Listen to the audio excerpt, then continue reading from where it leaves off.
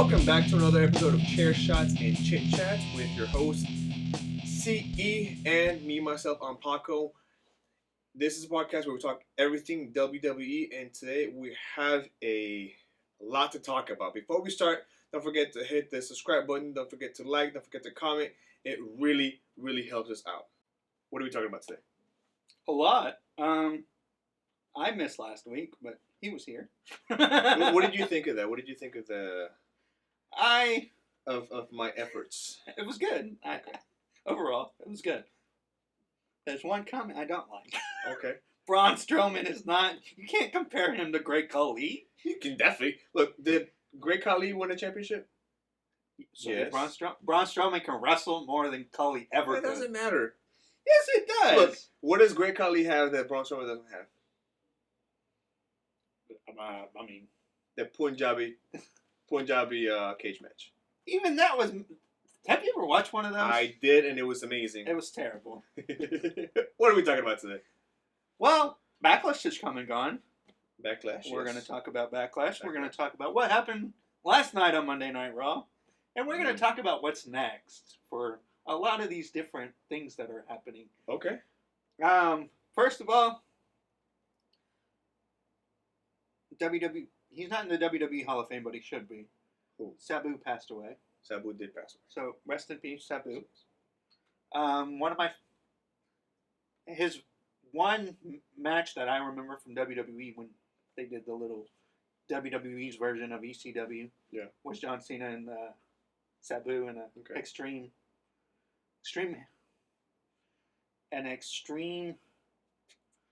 lumberjack match. And it was at Vengeance of 2006. I see. I wouldn't be able to tell you half those things. It was 2006. But yeah.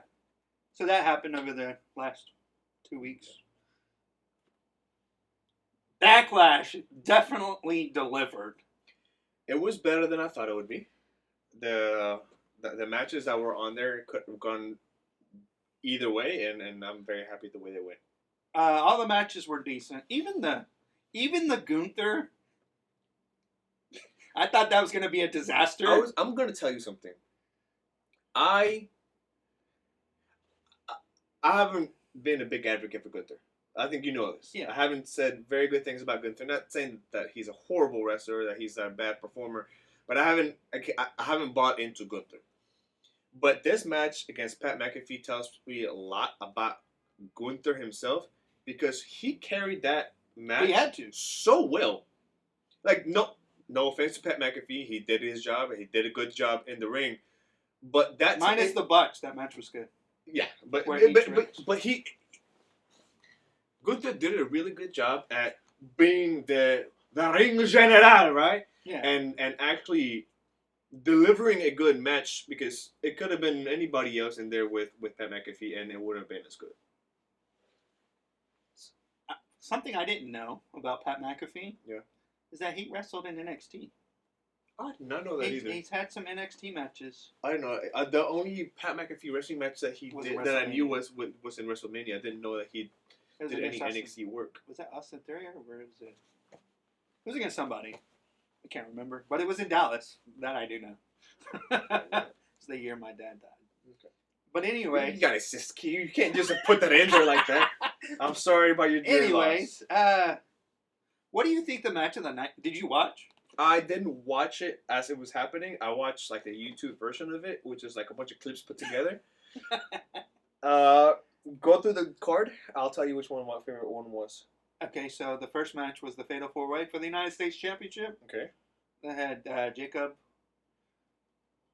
You said my cousin came out? Drew McIntyre. Yeah, your cousin came out. Yeah, apparently my cousin came out. Jeff Cobb made his debut, and he looks like he's with Solo. Yeah. The new... I don't know what the it new is. bloodline? I don't know what it is. Okay. But Jeff Cobb has history with Jacob in the past, like on different promotions. Okay. So that'll be interesting to see. Talk about that later. The second match was Lyra and Becky. Okay. And then it was Gunther, Pat McAfee. And then it was... What was that one? Dom and Penta, which I fucking hated the ending. And the main event, which did... You know what? I'm going to have to go with the main event. I can't. Yeah. You know I'm going to give the women their flowers. I respect that. And Mother's Day? Lyra Valkyria and Becky had a phenomenal...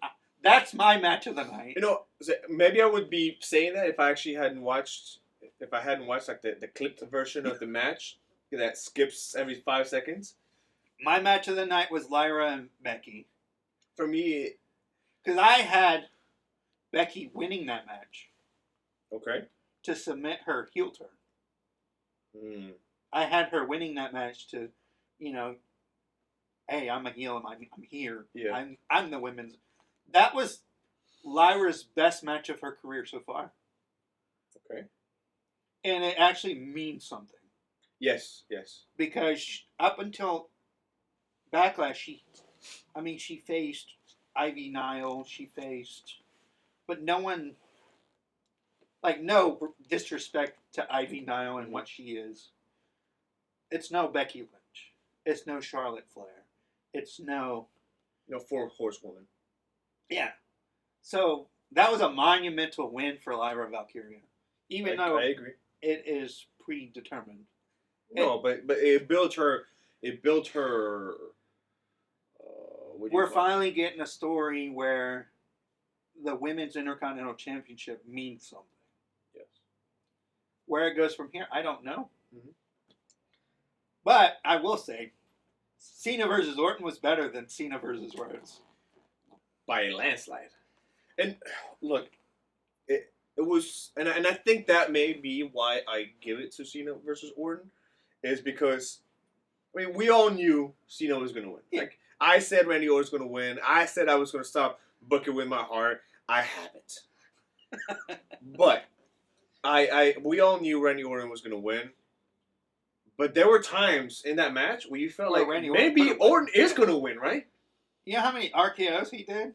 You think you said 11? Yeah. 11 RKOs? And two of those people, a bunch of those RKOs were to people that weren't in the match. Yeah. Yeah. So it was pretty interesting. I think that story stops there. I think so too. We don't. He's only got 20 dates left. I don't think they did it justice. A rivalry between Randy Orton and John Cena should have been more built. There was no... Did Randy Orton ever say a word in the build-up? I don't think he ever did a promo in the build-up. Did he? I think it was... I mean, they only had 3 weeks. Well, and that's my point. Like, and that's the point that I have been making, is that they haven't done this rivalry justice.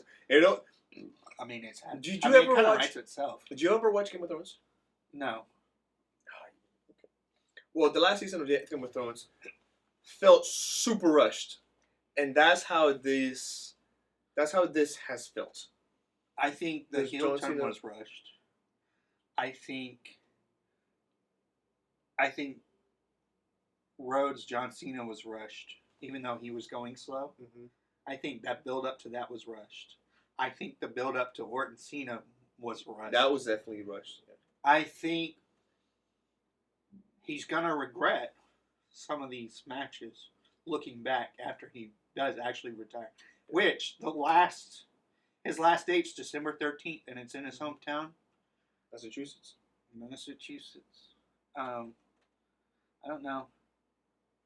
I'm kind of bummed because yes, he turned heel, but people love John Cena. It's really hard, especially with no character change. Well, I've talked to you about this. Yeah, man. I think that the heel turn is the right move if done correctly. As Hulk Hogan put it, there was no follow-up to the heel turn. Yeah. Hulk Hogan did say that. He was like, it doesn't even match up to my NWO. It doesn't. Heel turn. It doesn't. And they said this is the biggest heel turn in the century. It isn't. It doesn't compare to... Not anymore, because Hogan, at least after the fact that he was revealed as the third man, he took it and run with it. Yeah. John Cena didn't do that. I mean, and I get what he's trying to do. I get. Yeah, but I get the direction that he's playing with it, or that the WWE is running with it. It insults the fans. Yeah. So Backlash was definitely great. It was good. Well, what would you give it? On either a scale of 10 or a scale from A to F?